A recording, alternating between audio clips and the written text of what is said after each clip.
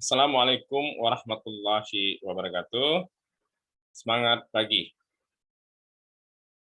mahasiswa, mahasiswi UT atau Universitas Terbuka untuk mata kuliah pengantar bisnis. Minggu ini kita sudah memasuki pertemuan inisiasi kedua.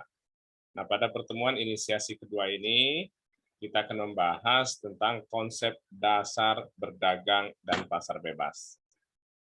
Jadi pada pembahasan ini nanti, Bapak berharap Anda bisa membaca buku rujukan ya yang sudah disediakan terkait dengan materi yang akan kita bahas ini. Nah, apa saja yang akan kita bahas pada pertemuan dua ini? Kita akan membahas ada 6 item pokok yang penting ya. Pertama, Anda mampu menjelaskan konsep dasar daripada globalisasi.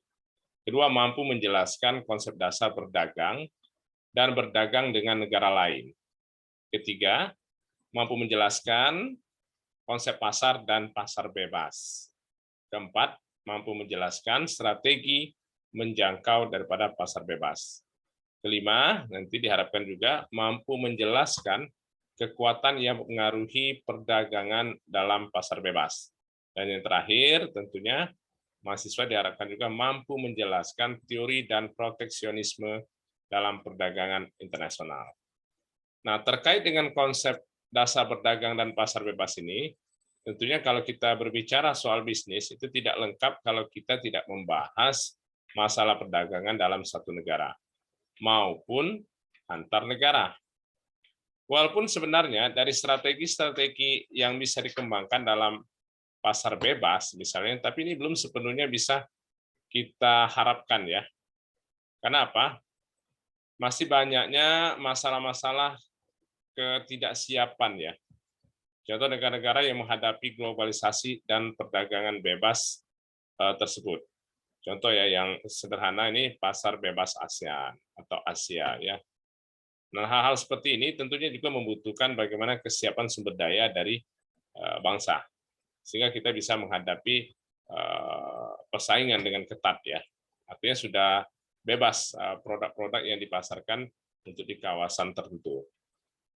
Nah, tentunya kalau kita bicara konsep pasar bebas ini, di mana sebenarnya antara penjual dan pembeli mempunyai kebebasan penuh ya dalam memutuskan masalah perdagangannya dan juga bisnisnya. Artinya ini memang sudah mengarah pada mekanisme pasar ya. Artinya memang antara konsumen dengan produsen. Sudah kita bicara juga demand dan supply. Jadi nanti akan banyak variabel-variabel yang bisa menentukan bagaimana produk tersebut bisa diterima di pasar atau tidak. Nah, memang kalau kita perhatikan ya, banyak sebenarnya konsep definisi yang bisa kita pahami dan nanti bisa juga baca ya di bahan-bahan atau buku literatur khusus yang terkait dengan masalah pasar bebas ya. Tetapi yang terpenting bagaimana kita memahami ciri dari sistem ekonomi pasar bebas. Nah, ciri dari sistem ekonomi pasar bebas antara lain itu alat dan juga sumber produksi itu dapat dimiliki serta diatur oleh individu, masyarakat maupun perusahaan. Itu ciri-ciri yang pertama ya. Ciri yang kedua adanya pembagian kelas di dalam masyarakat. Ialah kelas pekerja atau kelas buruh dan kelas pemilik modal. Yang ketiga, terjadinya persaingan antara para pengusaha untuk mendapatkan keuntungan yang optimal atau yang sebesar-besarnya, lebih kepada profit motif atau oriented profit motif ya. Dan yang berikutnya, pemerintah tidak terlalu banyak campur tangan ya terhadap pembatasan-pembatasan hak. Ini kalau kita bicara saat ini ya, pemerintah banyak melakukan intervensi-intervensi seperti yang terbaru ini persoalan kelangkaan minyak goreng ya, kelangkaan bahan bakar minyak dan lain sebagainya.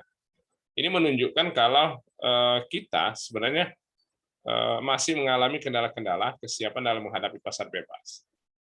Nah, khusus di Indonesia ini persoalan yang terkait dengan produk-produk yang terkait dengan hajat orang banyak memang diatur di dalam undang-undang kita ya, di negara kita.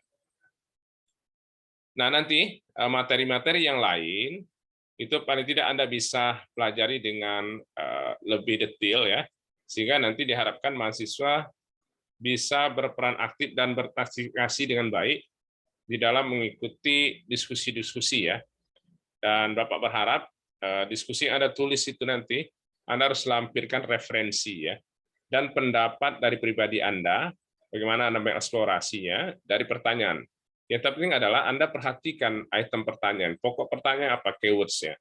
Baru Anda jawab dan jelaskan. Fokusnya pada pertanyaannya. Nah, dan yang terpenting, supaya penilaian Anda bagus di dalam diskusi, Anda lampirkan referensi. Di samping referensi yang dari sumber BMP ya, dari UT, juga sumber-sumber lain yang terpercaya, bisa buku-buku atau jurnal-jurnal dan lain sebagainya. Itu akan lebih menambah hasanah Anda di dalam pemahaman terhadap apa tema atau judul yang kita bahas pada inisiasi kedua ini. Bapak berharap Anda dari mulai hari Senin ya sampai hari Kamis itu sudah mengupload, sehingga Bapak tidak lalai juga di dalam melakukan penilaian terhadap diskusinya. Dan nanti Anda masih bisa diberikan kesempatan kalau memang nilainya di bawah 50 ya untuk melakukan perbaikan. Nanti akan Bapak beri respon, khusus yang nilai di bawah 50 itu bisa dilakukan perbaikan 1 kali ya.